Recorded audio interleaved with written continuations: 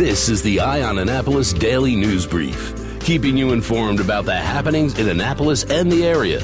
Local news, local sports, local events, local opinion, and of course, local weather. The Eye on Annapolis Daily News Brief starts now. Good morning. It's Friday, September 14th, 2018. This is John Frenaye, and this is your Eye on Annapolis Daily News Brief. First off, our thoughts are going out to everybody down in the Carolinas that are feeling the brunt of Hurricane Florence that has come ashore. Please be safe. We have more information about the Annapolis bike lane on Main Street that is coming out, and apparently the test, which is an experiment for 30 days, will end on October 19th, which is a Friday. The Public Works Department will hold hearings to determine whether they want to proceed with a permanent lane as part of a planned re-bricking, which is scheduled to happen in the 2020-2021 range. So we're still a few years off on that. However, Public Works is not going to start to pull up the track or the sidewalks until October 22nd, which is the following Monday. Yesterday, the Finance Committee for the City Council held an emergency meeting to talk about the bike track. Both Alderwoman Sheila Finlayson and Alderwoman Ellie Tierney said that there was a disconnect between the administration and the council, and that they were tired of having to learn about what the city was doing from other people. When questioned about where the funds were coming from, City Manager Teresa Sutherland said that the project is considered a public improvement and no approval from the City Council is needed to go forward. The cost to date on it is $74,627, and that's for materials and construction of the bike lane and the sidewalk extensions, plus an additional $2,980 for tables and chairs. There are 40 tables and chairs, which are going to be small tables with 2 chairs each that will line Main Street. They will be open to the public, as the mayor said in his voicemail that he left with us yesterday that we played on yesterday's daily news brief. But that $76,000 represents 2% of the $3.6 million roadway budget for the Public Works Department. The mayor also said that he wants to allow restaurants to extend their service out to the sidewalk bistro sets if they so want. There are still several issues that surround the bike lane, most notably safety and access. Safety in that it goes opposite the flow of traffic, and will the bikers actually be following the vehicle laws and stopping? Will pedestrians realize that there are bikes coming from a different direction? And access, both for emergency vehicles and delivery drivers. Many stores do not have rear access for delivery, and to date there's not been any kind of accommodation to handle deliveries to Upper Main Street. Stay tuned. It is evolving, and on Sunday, the mayor is supposed to have a bike-in starting at 8 a.m., where he and some people from City Hall will start down at Calvert Street, come up Northwest Street, around Church Circle, and down the bike track down to City Dock. The American Association of University Professors has urged the Naval Academy to take back the firing of Bruce Fleming, who was a tenured professor who was fired last month. While the Academy has declined to comment on any reasons for the firing, they do say that he was not terminated for speaking out against the Academy, as Fleming has done for many years, and as Fleming has said that was the reason why he was fired. The Washington Post did obtain a copy of the termination letter in which an Academy official said that Fleming sent shirtless photos to his class, and Fleming says that the photos were class-related or memes. He is also appealing his termination to the U.S. Merit Systems Protection Board. I don't know whether this is good news or bad news, but I guess it's good news. With a new program, Maryland's ACA Affordable Care Act health insurers are now looking to decrease their premiums. CareFirst, Blue Cross Blue Shield, and Kaiser Permanente have lowered their requested premium rates for 2019. This is a result of Maryland's new money savings reinsurance program. In May, CareFirst and Kaiser initially requested price hikes averaging 30.2% to cover projected costs of insuring the patient population, but now both companies are looking to decrease the rates. CareFirst is requesting a rate drop of 22.3%, and Kaiser is requesting a 7.8% decrease. The new program in Maryland was intended to help stave off another year of high premium increases that insurance officials fear would make the ACA plans unaffordable for many Marylanders. Now, let me put this in perspective. For a couple, non-smoker, decent health, in 2015, for the second lowest cost silver plan, which is kind of solidly in the middle of the pack, it cost a couple $455 a month. The following year, there was a 26% increase, which brought that up to $573 a month. The following year, there was a 31.4% increase, which brought it to $753 a month. And finally, last year, there was a 38.5% increase, which brought it to $1,043.34 per month just to maintain health insurance. So I'm not sure who the Maryland officials are that are worried that it's getting unaffordable. At $1,000 a month, it is unaffordable. With this 22% decrease for 2019, that will bring that same insurance plan down to $810 a month, which is still awfully ridiculous, in my opinion.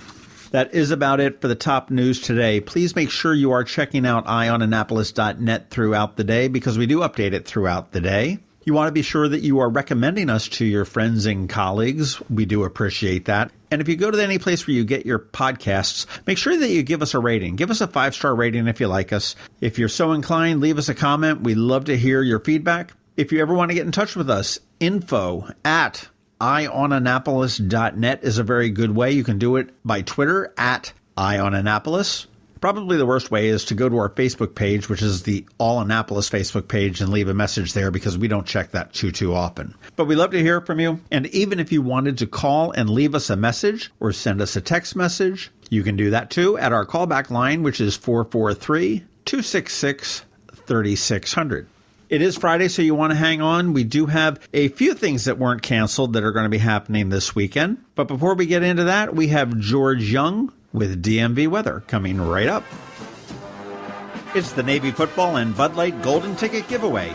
Join Eye on Annapolis and Navy Football this Saturday from 12:30 to 2:30 for a chance to win VIP Bud Light Golden Tickets to see the Navy midshipmen take on the Lehigh University Mountain Hawks. 4 lucky winners will be selected for the ultimate Bud Light football fan experience. Come on out to Buffalo Wild Wings Saturday from 12:30 to 2:30 for the Bud Light Golden Ticket Party. Bring some friends or make some new ones because it's all about building friendships. Going out? You need the most up-to-date local weather. Here's George Young from DMV Weather in Annapolis with today's forecast. Hey everyone, this is George with DMV Weather, and this is your Eye on Annapolis forecast for Friday, September 14th.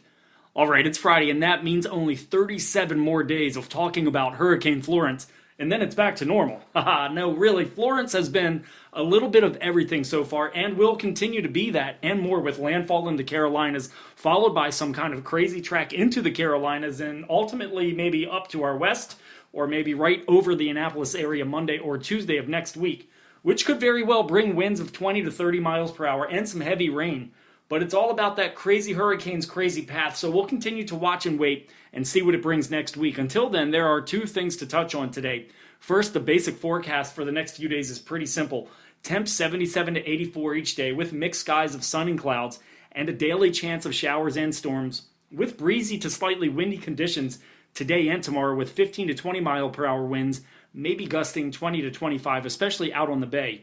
Speaking of which, point number 2, there is a strong likelihood of more minor to ultimately moderate flooding in downtown Annapolis today through Saturday or even Sunday at high tide each day, as the area will be dealing with a combination of higher than normal tides and a persistent east-northeast wind that will help push a bit more water than usual into the western side of the bay and tributaries, rivers, whatever. So heads up if in downtown Annapolis or even places like the Inner Harbor in Baltimore or the National Harbor on the Potomac River near D.C. And that's it for the week. A long, confusing, exciting, perplexing, frustrating, solid, weather-filled week with more to come. If anything, it's good practice for the winter ahead and all of the huge snowstorms Annapolis is going to get. And yes, that's our very thinly veiled preview of our outlook for December through March. This is George Young of DMV Weather. Make it a great weekend out there. Be sure to follow us on our website at dmvweather.com, social media with Facebook and Twitter, or our app at DC MDVA Weather in the Apple App Store or Google Play Store. But remember, whatever the weather outside, have fun and be safe. September 29th, the inaugural Twist and Stout Festival at Quiet Waters Park along the shores of the South River.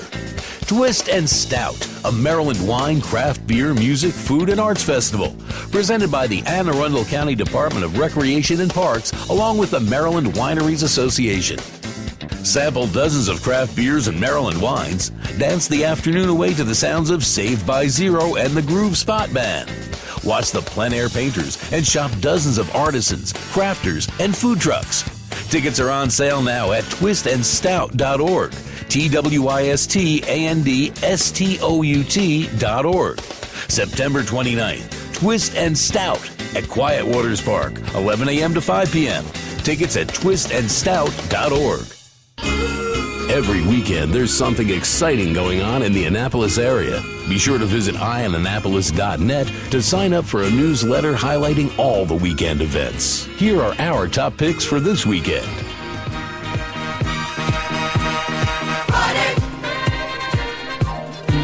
Thank God it's... Remember a couple weeks ago when I said, boy, the weekend of the 15th is jam-packed? Well, not so much anymore. A ton of stuff got canceled, as you can all imagine, because we expected Hurricane Florence to be coming up here, but apparently it did not. Had it not been canceled, I would have been talking about the Warrior Events Tailgate, canceled. Amps and Ales Beer Fest, canceled. The Boatyard Beach Bash, canceled. Sort of, but I've got more on that. The Travis Manion 9/11 Heroes Run, canceled.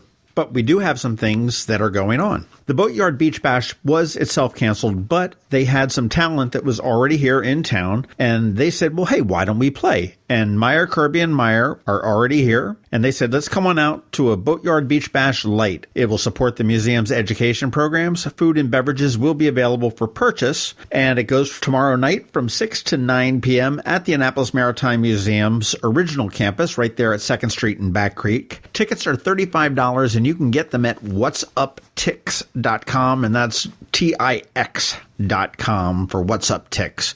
Go support the Annapolis Maritime Museum. It's a great local gem that we have here in Annapolis. If you haven't been, go there, see what's new. And if you want to learn a little bit more about it, head on over to themarylandcrabs.com and listen to our most recent podcast. I sat down with Alice Estrada right on the deck overlooking Back Creek a couple weeks ago and talked all about the great things that the Annapolis Maritime Museum has done, is doing, and will be doing. So that's a real good one to check it out at the Maryland Crabs podcast. And actually going to the Boatyard Beach Bash Light on Saturday night would be a real good way to check it out. The Navy-Lehigh football game is on for 3:30 tomorrow afternoon. We will be there, of course, so follow us on Twitter at EyeOnAnnapolis or our live blog on EyeOnAnnapolis.net, and we will have updates from the game throughout the game.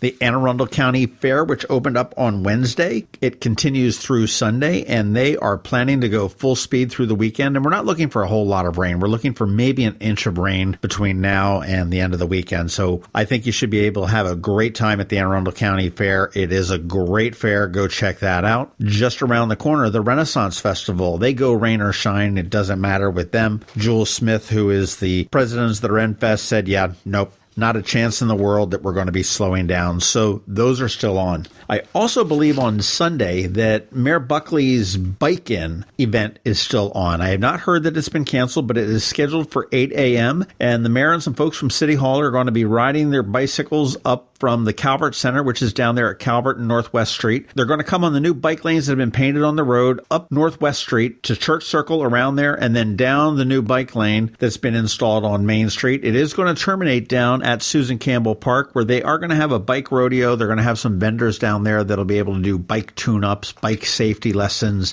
and instruction on how to safely ride a bicycle. Good things coming up for the bike community. Hopefully that won't get rained out on Sunday, but double check back here at Eye on Annapolis. We'll be able to keep you up to speed on that. That is about it for the weekend, but please, whatever you do, do it safely, and we will see you on Monday. Suicide is the 10th leading cause of death in the United States, but there is something we can do about it. Each year, thousands of people participate in the American Foundation for Suicide Prevention's Out of the Darkness Walks. These community events raise awareness for suicide prevention and mental health, letting people know they are not alone. Join us Saturday, September 22nd at the Navy Marine Corps Stadium in Annapolis as we walk to fight suicide. It's the 10th annual Annapolis Out of the Darkness Walk. Registration starts at 10 a.m. This is a family and dog-friendly event. Browse resources provided provided by local health services and learn how you can become a lifesaver. Funds raised by the Midshore Out of the Darkness Walk support research, education, advocacy, and support for those affected by suicide. Remember, suicide prevention starts with everyday heroes like you. Register today at afsp.org/Annapolis. Together, we can help stop suicide. You are not alone. You've been listening to the Eye on Annapolis Daily News Brief. Tell your friends and colleagues this is the podcast where you can keep up on the latest with what's going on in Annapolis. And also tell them about our website, eyeonannapolis.net, where you can find even more information. This podcast comes to you every Monday through Friday at 7 a.m., keeping you informed with the Eye on Annapolis Daily News Brief. And take a moment to listen to our other podcast, The Maryland Crabs, released every Thursday at noon.